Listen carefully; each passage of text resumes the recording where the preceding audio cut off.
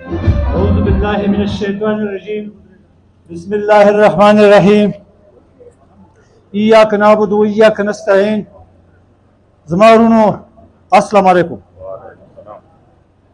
که شپه ډېره اوږده وي ډېره تیاره وي خو لیکن سبا خامخا راځي سهار کېږي خامخا.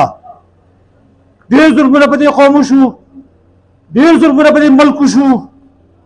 د دې ملک او قوم ذلت ټول دنیا ته معلوم شوی دی او هغه د یو خاص وجې نه دی. یو څو کسان دي چې هغه دا قوم مخکې پرېږدل نه غواړي نه دا ملک مخکې پرېږدل غواړي دا ذلیل کول غواړي. بانه خدا ده چې موږ دا ملک اوچتوو لیکن ملک یې په قتل ډوب کړو. لږ ورته ویښ شئ ځان ویښ کړئ.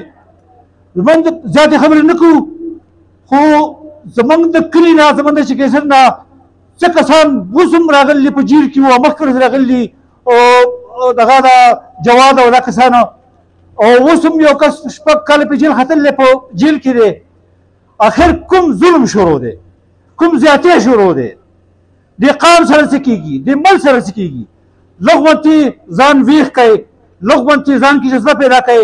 موږ به همت کوو موږ به همت نه ماتو موږ به انشاءالله حوصله ساتو او موږ به دېغ لوډ او پاڼو دا به انشاءالله موږ په ګوت لګو که خیر پرې خدای پاکي او انشاءالله پاکستان او ټول ملک به باندې د ظالمانو نه ازادو که ډېره مهرباني ډېره شکریه. السلام علیکم.